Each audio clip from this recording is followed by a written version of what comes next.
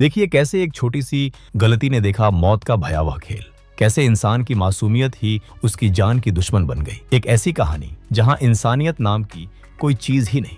चेतावनी, ये कहानी सत्य घटनाओं से प्रेरित है, लेकिन इसमें दर्शाए गए सभी पात्र, घटनाएं और संवाद केवल काल्पनिक हैं। इसका उद्देश्य किसी भी व्यक्ति, समुदाय, धर्म, स्थान या जीवित अथवा मृत घटना की पुष्टि करना, उसका उपहास उड़ाना या उसकी अवहेलना करना बिल्कुल नहीं है। ये रचना केवल मनोरंजन के उद्देश्य से बनाई गई है और किसी भी समानता को मात्र एक संयोग माना जाना चाहिए। इस कहानी में वयस्क सामग्री, हिंसा और भावनात्मक रूप से परेशान करने वाले दृश्य शामिल हो सकते हैं, जो 18 वर्ष से कम आयु के दर्शकों के लिए अनुपयुक्त हैं। दर्शक अपनी समझ और विवेक का उपयोग करें।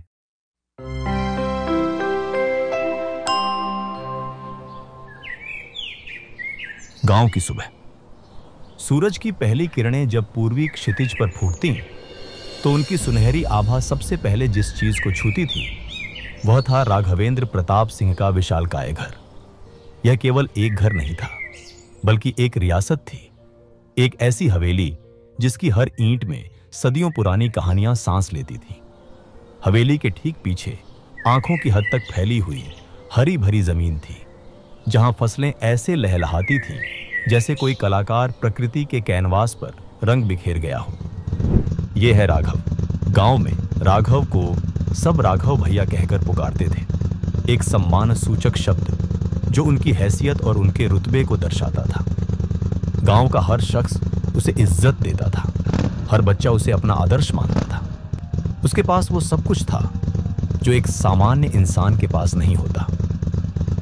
बचपन खेलकूद में बीता, जवानी खेतों की मेड़ों पर दौड़ते हुए गुजरी। राघव ने अपने पूर्वजों की विरासत को न केवल संभाला बल्कि उसे कई गुना बढ़ाया भी। राघव बेहद अमीर था, शायद गांव का सबसे अमीर शख्स। उनकी तिजोरियां सोने चांदी और अनमोल जेवरातों से भरी थी। उनका खलिहान अनाज से कभी खाली नहीं रहता था। पर इस सब के बावजूद राघव के जीवन में एक गहरा शून्य था, एक ऐसा खालीपन जिसे कोई धन, कोई ऐश्वर्य भर नहीं सकता था। अपने माता पिता को खोने का दुख और शादी का सुख। उनके माँ बाप के चले जाने के बाद राघव को यह अथाह दौलत भी काट खाने को दौड़ती थी। वह खुद को पूरी तरह से अकेला महसूस करने लगा था, जैसे वह इस विशाल हवेली में एक कैदी हो। वक्त का पहिया अपनी गति से घूमता रहा। उसकी दौलत बढ़ती गई, उसकी खेती और फलने फूलने लगी, पर उसके दिल का खालीपन और गहराता गया। शादी के लिए अनगिनत लड़कियां देखी गईं, गांव की, शहर की, हर जाति, हर बिरादरी की, पर हर बार कोई ना कोई बाधा आ जाती। कभी कुंडली नहीं मिलती, कभी परिवार की अपेक्षाएं इतनी बढ़ जाती कि लड़की वाले पीछे हट जाते, तो कभी राघव को लड़की में वह अपनापन नहीं मिलता जिसकी उसे तलाश थी। गांव में धीरे धीरे फुसफुसाहटें शुरू हो गई। लोग कहते थे, इतनी दौलत का क्या फायदा जब घर में कोई लक्ष्मी ही ना हो, कोई वंश चलाने वाला वारिस ना हो। ये बातें राघव के दिल पर तीर की तरह चुभती थीं। हर दिन का ढलना उसे अपने अकेलेपन का और ज्यादा एहसास दिलाता था। धीरे धीरे अकेलेपन का यह बोझ इतना भारी हो गया कि राघव गहरे डिप्रेशन में डूब गया और नशे करने लगा, और उसके चेहरे पर वो पहले वाली रौनक कहीं गुम हो गई थी। उसकी रातों की नींद उड़ गई थी। वह बिस्तर पर करवटें बदलते हुए रात बिता देता था।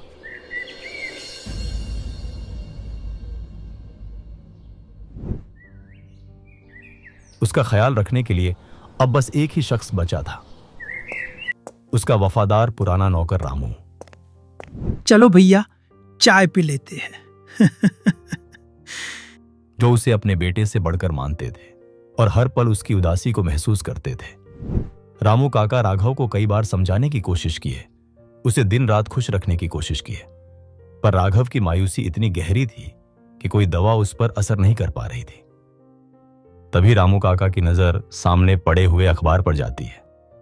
उसमें लिखा था कि पास के कस्बे में एक बहुत ही प्रसिद्ध बाबाजी का विशाल कीर्तन और प्रवचन होने वाला है। बाबाजी के चमत्कारों की कहानियां चारों ओर फैली हुई थी। रामू काका ने भी राघव को समझाया, बाबूजी, एक बार आप वहां जाकर देखिए। बाबाजी की वाणी में बहुत शक्ति है। हो सकता है आपके सारे दुख दूर हो जाए। राघव ने रात भर इसी बारे में सोचा। उसके मन में एक उम्मीद की छोटी सी किरण जगी। अगले दिन उस आश्रम की ओर चल पड़ा।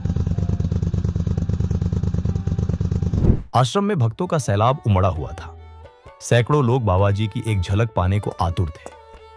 हवा में अगरबत्तियों की भीनी भीनी खुशबू और कीर्तन की मधुर ध्वनि घुली हुई थी।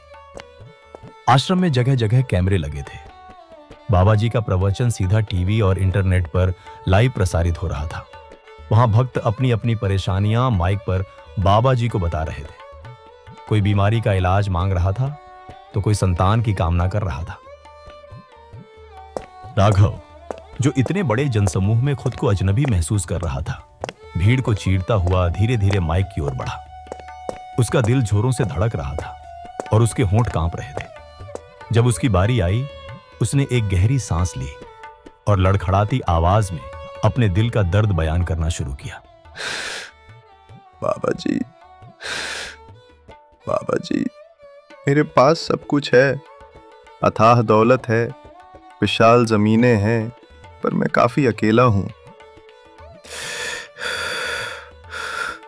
सब कुछ है, पर एक जीवन संगिनी नहीं है। उस वक्त सारे कैमरे बस राघव की ओर थे। उसकी बेपनाह बेबसी ने हजारों लाखों लोगों के दिलों को छू लिया। उसकी पीड़ा उस लाइव वीडियो क्लिप के जरिए सोशल मीडिया पर इतनी तेजी से वायरल हुई कि वह मिनटों में लाखों लोगों तक पहुंच गई।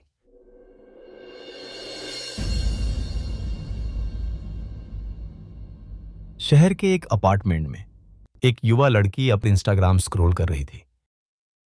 उसकी उंगलियां तेजी से रील्स बदल रही थी। तभी राघव की रील उसकी आंखों के सामने ठहर गई, जिसमें वह बाबा जी के सामने अपने दिल का दर्द बयां कर रहा था। लड़की ने वीडियो को कई बार देखा। उसके चेहरे पर एक अजीब सा भाव आया। उसने कुछ पल सोचा, फिर राघव का इंस्टाग्राम प्रोफाइल चेकआउट किया। राघव की धन दौलत देखकर वो प्रभावित हो गई। लड़की ने तुरंत राघव को इंस्टाग्राम पर फ्रेंड रिक्वेस्ट भेज दी। उसी रात राघव अपने कमरे में थका हारा सोया हुआ था। आधी रात को उसके फोन पर एक मैसेज नोटिफिकेशन की आवाज आई। उसकी नींद टूटी। उसने फोन उठाया। स्क्रीन पर इंस्टाग्राम मैसेज था। लड़की का नाम प्रिया था। मैसेज में लिखा था, हाय, आप कैसे हो? राघव ने पहले तो सोचा पता नहीं कौन है। फिर उसने प्रिया का इंस्टाग्राम अकाउंट चेक किया। प्रिया की तस्वीरें देखते ही राघव के मन में मानो तोते उड़ गए थे। वह बेहद खूबसूरत थी। उसकी आंखों में एक चमक थी। राघव का दिल जोरों से धड़कने लगा। उसने तुरंत मैसेज का जवाब दिया और मैसेज आने जाने शुरू हो गए। इस तरह उनकी बातें शुरू हो गईं और बातों का सिलसिला शुरू हुआ।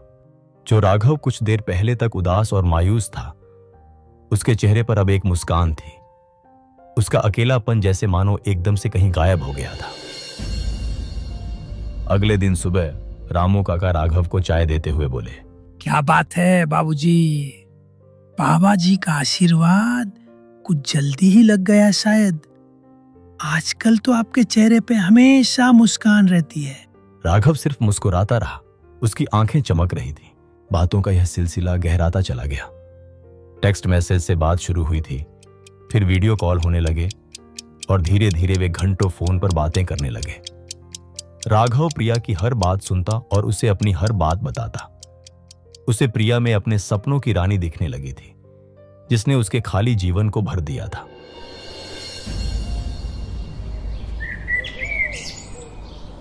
तभी प्रिया का डोर नॉक होता है। प्रिया दरवाजा खोलती है। सामने एक डिलीवरी एजेंट खड़ा होता है। वो इंसान प्रिया के हाथ में एक बॉक्स देता है। ओपन करके देखती है तो उसमें एक कार की चाबी होती है, जो देखकर प्रिया काफी खुश हो जाती है। साथ में एक लेटर था। आपका राघव, हैप्पी बर्थडे मेरी जान। मेरी तरफ से आपके लिए एक छोटा सा तोहफा। राघव ने प्रिया के लिए एक शानदार कार खरीदी थी। जब प्रिया ने कार देखी तो उसकी खुशी का ठिकाना न रहा। उसकी आंखों में एक चमक थी, पर वह चमक सिर्फ कार के लिए थी या राघव के लिए, यह कह पाना मुश्किल था। वो तुरंत राघव को कॉल करती है। Oh my God Raghav ji, ये तो बहुत ज्यादा है। आपने इतना सब क्यों किया? मुझे तो बस आपका साथ चाहिए। ये करने की क्या जरूरत थी? कुछ दिनों बाद एक कार आकर राघव के घर के सामने रुकती और एक लंबा चौड़ा आदमी नीचे उतरता है। रामू काका तुरंत बाहर आकर पूछते हैं, कौन चाहिए आपको? राघव जी का घर यही है ना? हाँ यही है, बोलो क्या काम है? उनसे बोलो मैं प्रिया का भाई रोहन। रामू काका जब राघव को ये बात बताते हैं तब राघव तुरंत से बाहर आकर उन्हें अंदर ले जाते हैं। रामू, जल्दी से चाय लाओ। तो रोहन जी, कैसे आना हुआ आपका यहाँ?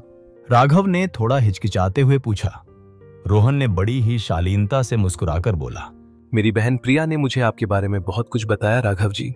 काफी कुछ जानती है वो आपके बारे में और बहुत प्यार करती है आपसे। मैं बहुत खुश हूं कि मेरी बहन ने आपको चुना है, वरना आप जैसे सीधे और नेक इंसान आजकल कहाँ मिलते हैं। और देखिए, मेरे अलावा मेरी बहन का इस दुनिया में कोई नहीं है। अगर उसने आपको चुना है तो जरूर आप में कुछ खास होगा। अब मैं तो काम के सिलसिले में घर कम और बाहर ही ज्यादा होता हूँ और मुझे लगता है उसका ख्याल रखने के लिए अब किसी और की जरूरत है और शायद आप उसके लिए एक सही इंसान हो। तो मैं सोच रहा था आप मेरी बहन से शादी कर लें, जिससे मैं भी थोड़ा निश्चिंत हो जाऊंगा। यह बात सुनकर राघव की खुशी का कोई ठिकाना नहीं रहा। उसके सपने सच हो रहे थे। उसे लगा कि भगवान ने उसकी सारी प्रार्थनाएं सुन ली हैं। रामू, चाय के साथ मिठाई भी लेकर आना। राघव ने खुश होकर तुरंत ही शादी के लिए हाँ कर दी और दोनों की शादी की बात पक्की हो गई। कुछ दिनों बाद ढोल नगाड़ों के साथ धूमधाम से शादी हुई और राघव को फाइनली अपनी जीवन संगिनी मिली थी। वो बहुत खुश था। राघव प्रिया के पास आया। उसका दिल प्यार और उम्मीदों से भरा हुआ था। आज से हम एक नए जीवन की शुरुआत कर रहे हैं। राघव अपने हाथों से प्रिया का घूंघट हटा रहा था, तभी वो उससे रोकती है। प्रिया ने अपनी हथेलियों को आगे किया। ऐसे थोड़ी ना पास आने मिलेगा। मुंह दिखाई तो बनती है ना राघव जी। राघव ने तुरंत अपनी जेब से नोटों की एक मोटी गड्डी निकाली और उसके हाथों में रख दी। प्रिया ने उसे लिया।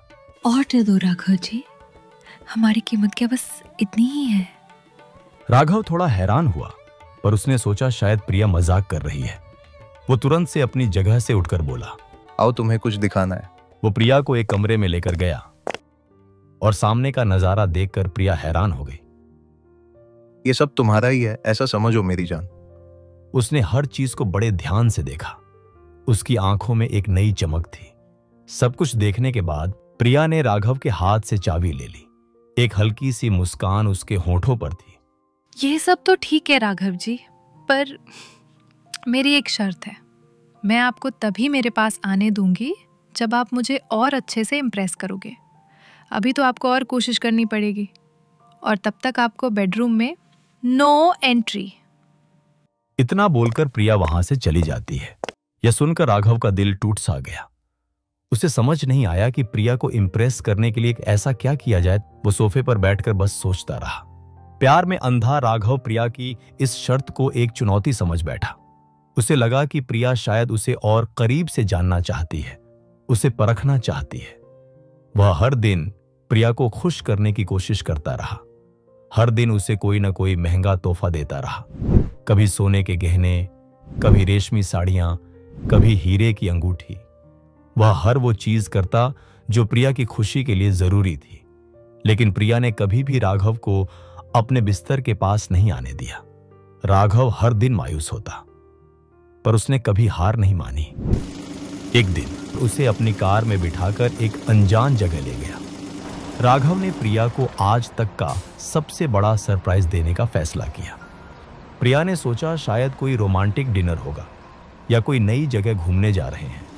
लेकिन जब गाड़ी एक इमारत के सामने रुकी तो प्रिया ने देखा कि वह रजिस्ट्रार कार्यालय था। राघव ने मुस्कुराते हुए प्रिया का हाथ थामा और उसे अंदर ले गया। वहां राघव ने अपने वकीलों और गवाहों के सामने अपनी सारी जमीन और बाकी सारी संपत्ति प्रिया के नाम कर दी। प्रिया ने जब सारे कागजात देखे, जिस पर अब बस उसी का नाम था, तब उसकी आंखों में एक अजीब सी तीखी चमक आ गई। उसके चेहरे पर एक ऐसी खुशी थी जो पहले कभी नहीं देखी गई थी। उसने राघव की ओर देखा। उसकी आंखों में जीत का भाव था और उसके होठों पर एक ऐसी मुस्कान थी जो राघव को पहली बार में सच्ची लगी। राघव वो देखकर खुश हो गया। आप शर्त जित गए राघव जी। आज रात मैं आपको वो सब दूंगी जो आपने इतने दिनों से चाहा था। राघव की आंखें चमक उठी। उसे लगा कि उसकी सारी कोशिशें, उसकी सारी निराशाएं आज खत्म हो जाएंगी। उसका मन खुशी से झूमने लगा था, पर उसे क्या पता वो एक ऐसे जाल में फंसा था जिससे वह अब कभी बाहर नहीं निकल पाएगा। आपको क्या लगता है, क्या ये प्रिया का कोई जाल है या फिर कोई सोची समझी साजिश है? जानने के लिए देखिए अगला एपिसोड। धन्यवाद। कहानी कैसी लगी कमेंट बॉक्स में बताना ना भूलें और ऐसी ही रोमांचक कहानियां देखने के लिए LDR हिंदी को सब्सक्राइब करिए।